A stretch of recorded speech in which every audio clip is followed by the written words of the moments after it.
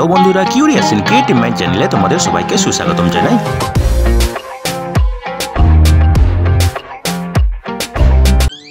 Hello বন্ধুরা, তোমরা সবাই কেমন আছো? আশা করি তোমরা সবাই ভালো আছো। তো আমরা আজকের এই ভিডিওতে আরও একটি নতুন নিয়োগের খবর নিয়ে চলে এলাম আমাদের ছোট্ট ইউটিউব চ্যানেলে।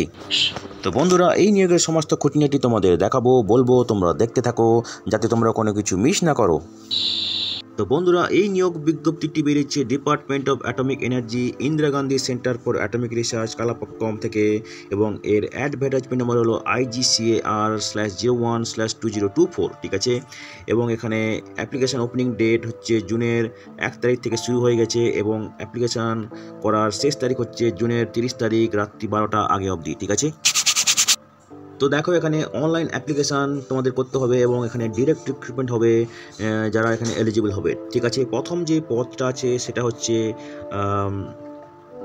Senior scientific officer medical general surgery, ঠিক আছে। এখানে বেতন হবে 78,800 টাকা প্লাস NPA, একটাই ভ্যাকেন্সি আছে, ম্যাক্সিমাম বয়স 50 বছর। পরের পদটা scientific officer medical nuclear medicine, ঠিক আছে। এখানে আগের মতোই 78,800 টাকা প্লাস NPA, একটা ভ্যাকেন্সি, ম্যাক্সিমাম বয়স 50 বছর। সায়েন্টিফিক অফিসার মেডিকেল ডেন্টাল প্রোস্থোডেন্টিক্স, ঠিক আছে। বেতন হবে 67,700 প্লাস NPA, একটা ভ্যাকেন্সি আছে, 40 ম্যাক্সিমাম বয়স। সায়েন্টিফিক অফিসার মেডিকেল অ্যানাস্থেসিয়া, বেতন হবে 67,700 প্লাস NPA, একটা ভ্যাকেন্সি আছে, ম্যাক্সিমাম বয়স 40 বছর। সায়েন্টিফিক অফিসার মেডিকেল অপথ্যালমোলজি, বেতন হবে 67,700 প্লাস NPA, দুটি ভ্যাকেন্সি আছে, ম্যাক্সিমাম বয়স 40 বছর, ঠিক আছে। এরপরে দেখো, সায়েন্টিফিক অফিসার মেডিকেল গাইনিকোলজি, বেতন হবে 67,700 প্লাস NPA, দুটি ভ্যাকেন্সি, ম্যাক্সিমাম বয়স 40 বছর। সায়েন্টিফিক অফিসার মেডিকেল রেডিওলজি, বেতন হবে 67,700 প্লাস NPA, চারটি ভ্যাকেন্সি, ম্যাক্সিমাম বয়স 40 বছর। সায়েন্টিফিক অফিসার মেডিকেল পেডিয়াট্রিক্স, বেতন হবে 67,700 প্লাস NPA, দুটি ভ্যাকেন্সি, ম্যাক্সিমাম বয়স 40 বছর। সায়েন্টিফিক অফিসার মেডিকেল ENT, বেতন হবে 67,700 প্লাস NPA, একটা ভ্যাকেন্সি, ম্যাক্সিমাম বয়স 40 বছর। সায়েন্টিফিক অফিসার নিউক্লিয়ার মেডিসিন, বেতন হবে 67,700 প্লাস NPA, দুটি ভ্যাকেন্সি, ম্যাক্সিমাম বয়স 40 বছর। পরে যে পদটা আছে সেটা হচ্ছে সায়েন্টিফিক অফিসার জেনারেল সার্জারি, বেতন হবে 67,700 প্লাস NPA, একটাই ভ্যাকেন্সি আছে, ম্যাক্সিমাম বয়স 40 বছর। Scientific officer human medical geneticist, বেতন হবে 67,700 প্লাস NPA, একটাই ভ্যাকেন্সি, ম্যাক্সিমাম বয়স 40 বছর। পরে যে পদটা আছে scientific officer medical general duty casualty medical officer, বেতন হবে 56,100 প্লাস NPA, 15টি ভ্যাকেন্সি আছে, ম্যাক্সিমাম বয়স 35 বছর। পরের যে পদটা সেটা হচ্ছে জেনারেল টেকনিক্যাল অফিসার ফিজিওথেরাপি, বেতন হবে 47,600, একটা ভ্যাকেন্সি, ম্যাক্সিমাম বয়স 30 বছর। পরের পদটা scientific assistant medical social worker, বেতন হবে 44,900 টাকা, একটা ভ্যাকেন্সি, ম্যাক্সিমাম বয়স 30 বছর এখানে। এরপরের পদটা নার্স বেতন হবে 44,900 টাকা, 27টি ভ্যাকেন্সি আছে, ম্যাক্সিমাম বয়স 30 বছর। সায়েন্টিফিক অ্যাসিস্ট্যান্ট প্যাথোলজি, বেতন হবে 35,400 টাকা প্রতি মাসে, 6টি ভ্যাকেন্সি, ম্যাক্সিমাম বয়স 30 বছর। সায়েন্টিফিক অ্যাসিস্ট্যান্ট রেডিওগ্রাফি, বেতন হবে 35,400 টাকা, একটা ভ্যাকেন্সি, ম্যাক্সিমাম বয়স 30 বছর। Scientific assistant nuclear medicine technologist, বেতন হবে 35,400 টাকা, 4টি ভ্যাকেন্সি, ম্যাক্সিমাম বয়স 30 বছর। ফার্মাসিস্ট বেতন হবে 29,200 টাকা, 14টি ভ্যাকেন্সি আছে, ম্যাক্সিমাম বয়স 25 বছর। টেকনিশিয়ান অর্থোপেডিক টেকনিশিয়ান, বেতন হবে 21,700 টাকা, একটা ভ্যাকেন্সি, ম্যাক্সিমাম বয়স 25 বছর। পরে যে পদটা আছে সেটা হচ্ছে টেকনিশিয়ান ECG টেকনিশিয়ান, বেতন হবে 21,700 টাকা, একটা ভ্যাকেন্সি, ম্যাক্সিমাম বয়স 25 বছর। টেকনিশিয়ান কার্ডিওসোনোগ্রাফি টেকনিশিয়ান, বেতন হবে 21,700 টাকা, একটা ভ্যাকেন্সি, ম্যাক্সিমাম বয়স 25 বছর, ঠিক আছে। তো বন্ধুরা, এখানে টোটাল 91 জনকে নিয়োগ করা হবে বিভিন্ন পজিশনে, মেনলি মেডিকেল প্রফেশনে, ঠিক আছে। এবারে দেখো কি কি যোগ্যতা লাগবে। দেখো, এখানে জেনারেল সার্জারির ক্ষেত্রে MBBS ডিগ্রি থাকতে হবে, তার সঙ্গে থাকতে হবে MS অথবা সমতুল্য কোনো ডিগ্রি ইন জেনারেল সার্জারি কোনো স্বীকৃত প্রতিষ্ঠান থেকে। নিউক্লিয়ার মেডিসিনের ক্ষেত্রে একই MBBS, তার সঙ্গে থাকতে হবে MS MD অথবা সমতুল্য কোনো ডিগ্রি ইন নিউক্লিয়ার মেডিসিন কোনো স্বীকৃত প্রতিষ্ঠান থেকে, ঠিক আছে। মিনিমাম 4 বছরের পোস্ট গ্রাজুয়েশন এক্সপিরিয়েন্স লাগবে, মিনিমাম বয়স 18 বছর, ঠিক আছে। সায়েন্টিফিক অফিসার এক্ষেত্রে দেখো ডেন্টাল পোস্থোডন্টিক্স, এখানে যোগ্যতা লাগবে MDS অথবা BDS, তার সঙ্গে লাগবে 5 বছরের অভিজ্ঞতা। ঠিক আছে। অ্যানাস্থেসিয়া, এখানে এমবিবিএস উইথ এমডি অ্যানাস্থেসিয়া অথবা এমবিবিএস এবং পিজি ডিপ্লোমা ইন অ্যানাস্থেসিয়া এবং তার সঙ্গে 3 বছরের এক্সপিরিয়েন্স আপনার পিজি ডিপ্লোমা। ঠিক আছে। অপথ্যালমোলজি, দেখো এখানে এমবিবিএস উইথ এমএস অপথ্যালমোলজি অথবা এমবিবিএস পিজি ডিপ্লোমা ইন অপথ্যালমোলজি এবং 3 বছরের অভিজ্ঞতা আপনার পিজি ডিপ্লোমা। ঠিক আছে। গাইনোকোলজি, দেখো MBBS with MD MS in obstetric and gynaecology অথবা MBBS PG diploma in obstetric and gynaecology এবং 3 বছরের অভিজ্ঞতা পিজি ডিপ্লোমার পরে। রেডিওলজি, এখানে MBBS with MD in radiology radio diagnosis অথবা এমবিবিএস এবং রেডিও ডায়াগনোসিস রেডিওলজিতে পিজি ডিপ্লোমা এবং 3 বছরের অভিজ্ঞতা।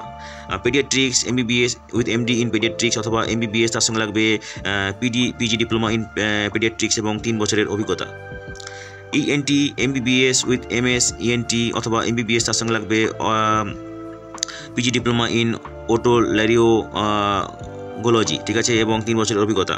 নিউক্লিয়ার মেডিসিন, এখানে MBBS with MS MD nuclear medicine অথবা এমবিবিএস এবং তার সঙ্গে লাগবে PG diploma in nuclear medicine এবং 3 বছরের অভিজ্ঞতা। General surgery, MBBS with MS general surgery অথবা এমবিবিএস জেনারেল সার্জারিতে পিজি ডিপ্লোমা এবং 3 বছরের অভিজ্ঞতা লাগবে।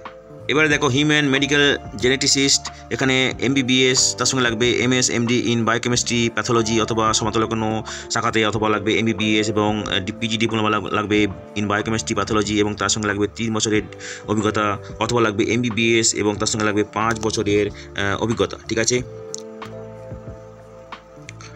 সায়েন্টিফিক অফিসার সি, ঠিক আছে, এখানে এডুকেশনাল কোয়ালিফিকেশন লাগবে এমবিবিএস কোনো স্বীকৃত প্রতিষ্ঠান থেকে এবং মেডিকেল কাউন্সিল অফ ইন্ডিয়াতে নাম নথিভুক্ত করে থাকতে হবে। ঠিক আছে। 1 বছরের অভিজ্ঞতা লাগবে। ঠিক আছে।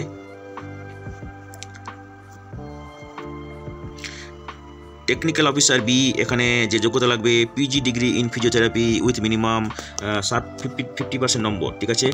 এবং দেখো এখানে HSC 4.5 years, BPT plus 2 years or 3 years, কোন এমপিটি কোনো স্বীকৃত প্রতিষ্ঠান থেকে লাগবে। ঠিক আছে। সায়েন্টিফিক অ্যাসিস্ট্যান্ট সি, এখানে post graduate degree in medical social work with 50% নম্বর লাগবে। ঠিক আছে। নার্সিংয়ের ক্ষেত্রে যোগ্যতা লাগবে বিএসসি নার্সিং অথবা ক্লাস 12 পাস হয়ে থাকতে হবে, তার সঙ্গে লাগবে নার্সারি অ্যান্ড মিড ওয়াইফারিতে 3 বছরের কোর্সে ডিপ্লোমা লাগবে এবং ভ্যালিড নার্সিং স্টেট অথবা সেন্ট্রাল নার্সিং কাউন্সিলে নাম নথিভুক্ত করে থাকতে হবে। ঠিক আছে। অথবা নার্সিং সার্টিফিকেট 3 বছরের অভিজ্ঞতা কোনো হসপিটালে থাকতে হবে অথবা nursing assistant class 3 and above armed ফোর্সে থাকতে হবে। ঠিক আছে। এরপরে দেখো সায়েন্টিফিক অ্যাসিস্ট্যান্ট বি, এখানে যে যোগ্যতা লাগবে সেটা হচ্ছে স্নাতক হতে হবে মেডিকেল ল্যাব টেকনোলজিতে 60% নম্বর পেয়ে থাকতে হবে অথবা বিএসসিতে 60% নম্বর পেয়ে থাকতে হবে এবং তার সঙ্গে লাগবে মেডিকেল ল্যাব টেকনোলজিতে পোস্ট গ্রাজুয়েট ডিপ্লোমা এবং সেখানেও 60% নম্বর পেয়ে থাকতে হবে। ঠিক আছে।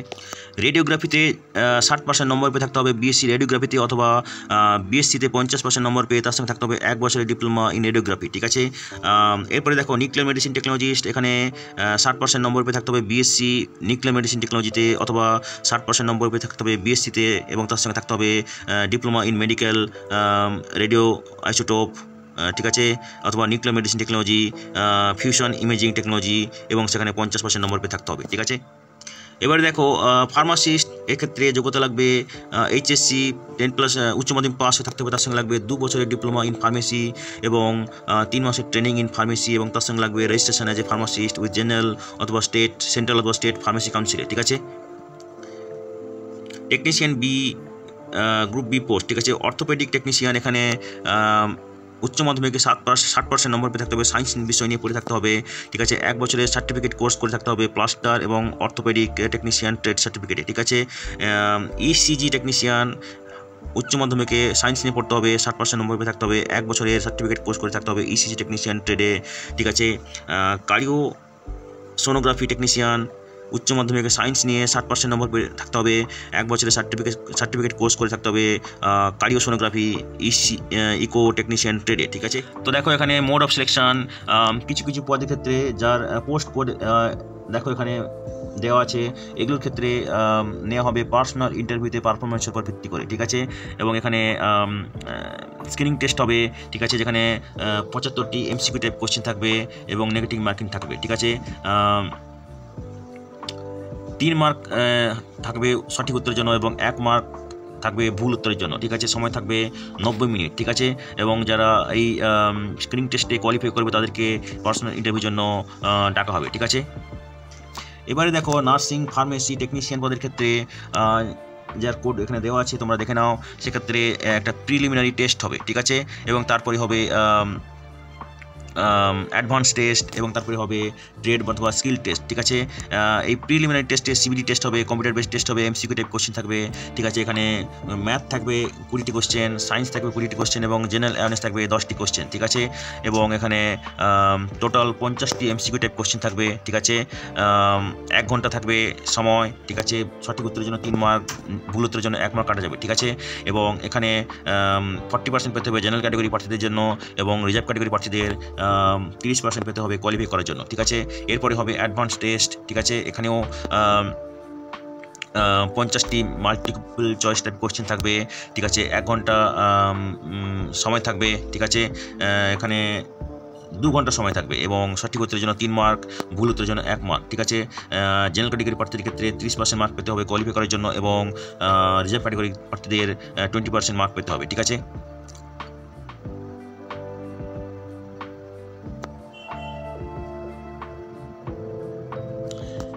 স্টেজ 2 যারা কোয়ালিফাই করবে তাদেরকে ট্রেড টেস্ট বা স্কিল টেস্টের পরে ডাকা হবে, ঠিক আছে। সেখানে গো অথবা নো গো বেসিসে সিলেকশন করা হবে, ঠিক আছে। তো যারা সংরক্ষিত ক্যাটাগরিতে আবেদন করবে তাদের ক্ষেত্রে যথারীতি সরকারি নিয়ম অনুযায়ী বয়সে ছাড় দেওয়া হবে, ঠিক আছে। তো দেখো এখানে একটা অ্যাপ্লিকেশন ফি আছে, যেটা হচ্ছে 300 টাকা কিছু কিছু পদের ক্ষেত্রে, 200 টাকা কিছু কিছু পদের ক্ষেত্রে, এবং কিছু পদের ক্ষেত্রে এই অ্যাপ্লিকেশন ফি 100 টাকা, ঠিক আছে। তোমরা যে পদের ক্ষেত্রে ইন্টারেস্টেড সেই পদের পোস্ট কোড দেখে তারপরে তোমরা এই অ্যাপ্লিকেশন ফিটা পেমেন্ট করবে। এবারে দেখো পরীক্ষার সেন্টার কোথায় কোথায় হবে, ঠিক আছে। এখানে দেখো দিল্লিতে আছে, ঠিক আছে। কাছাকাছি কলকাতাতে আছে, তারপরে দেখো পাটনাতে আছে, ঠিক আছে। রাঁচিতে আছে, লখনউতে আছে, ঠিক আছে। তো দেখো তোমরা যাবে এই ওয়েবসাইটে, যেটা হচ্ছে http:/www.igca.gov.in/recruitment.html। এই ওয়েবসাইটে গিয়ে তোমাদেরকে আবেদন করতে হবে অনলাইনে, ঠিক আছে। তো দেখো এখানে ফটো এবং সিগনেচার আপলোড করার ইনস্ট্রাকশন দেওয়া আছে, ঠিক আছে। তোমাদের যদি কোনো ডাউট থাকে তাহলে তোমরা এই নাম্বারে ফোন করতে পারো 9:30 থেকে সন্ধ্যা 6:30 অবধি, মন্ডে থেকে ফ্রাইডে, ঠিক আছে। অথবা ইমেল করতে পারো, যেটা হচ্ছে techsupport@i-register.co.in, ঠিক আছে। তো দেখো এখানে কী কী ডকুমেন্টস তোমাদেরকে সাবমিট করতে হবে তার একটা লিস্ট দেওয়া আছে, ঠিক আছে। তোমরা যারা ইন্টারেস্টেড দেখে নাও ডিটেলসে। যারা SC ST-তে ক্যাটাগরিতে আবেদন করবে তাদের ক্ষেত্রে এই ফর্মটা ফিল আপ করে সাবমিট করতে হবে, ঠিক আছে। যারা OBC ক্যাটাগরিতে আবেদন করবে তাদেরকে এই ফর্মটা সাবমিট করতে হবে ফিল আপ করে, ঠিক আছে। এবারে দেখো যারা EWS ক্যাটাগরিতে আবেদন করবে তাদেরকে এই ফর্মটা ফিল আপ করে সাবমিট করতে হবে। যারা PWBD ক্যাটাগরিতে আবেদন করবে তাদেরকে এই ফর্মটা ফিল আপ করে সাবমিট করতে হবে, ঠিক আছে। এবারে দেখো যারা ট্রাভেলিং অ্যালাউন্স ক্লেম করতে চাও SC SC ক্যাটাগরি প্রার্থীরা, তাদেরকে এই ফর্মটা ফিল আপ করে সাবমিট করতে হবে, ঠিক আছে। তো বন্ধুরা আজকের এই ভিডিওতে আমরা যে কাজের খবরটি নিয়ে আলোচনা করলাম, আশা করি সেটা তোমাদের কাজে লাগবে। তোমরা যারা আবেদন করতে ইচ্ছুক তোমরা এলিজিবল নাকি চেক করে সমস্ত কিছু ডকুমেন্ট জোগাড় করে শেষ তারিখের আগে আবেদন করে দিও, ঠিক আছে। তো বন্ধুরা পাশে থেকেও দেখতে থেকেও, আর ভিডিওটি ভালো লাগলে তবে একটা লাইক দেবে আর সাপোর্ট করবে, আর ভিডিওটি তোমাদের জানাশোনাদের সঙ্গে অবশ্যই শেয়ার করবে। আর নতুন ভিউয়ার্সরা অবশ্যই আমাদের চ্যানেলটিকে সাবস্ক্রাইব করে বেল বাটনটি প্রেস করবে, যাতে করে তোমরা এই ধরনের নতুন নতুন কাজের খবর নিয়মিতভাবে পেয়ে যেতে পারো। তো বন্ধুরা ভালো থাকবে, সুস্থ থাকবে, দেখা হবে তাহলে পরের ভিডিওতে আবার।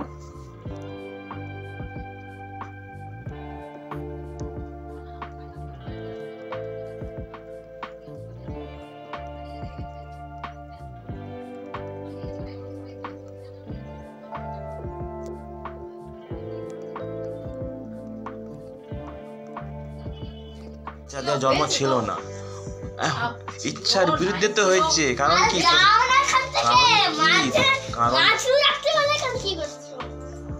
কারণ কি তোমার বাবা মা তোমাকে জোর করে বিয়ে দিয়েছে, এই জন্যই তো নীলিমারা বলছে জামাইকে বল অন্য মেয়ের সঙ্গে শুতে। এই জন্যই তো নীলিমারা বলছে বাচ্চাটাকে ছেড়ে দিয়ে চলে আয়। তাহলে নীলিমারা কি বলতো জামাইকে অন্য মেয়ের সঙ্গে শোয়ার কথা, বাচ্চাকে ছেড়ে দিয়ে আসার কথা বলতো না।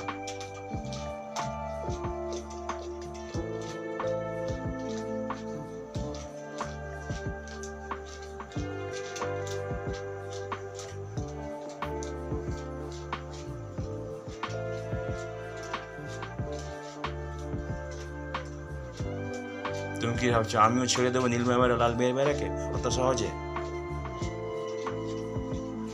তুমি 4 বছর গন্ডগোল করে থেকেছো। আরে তুই যা তো।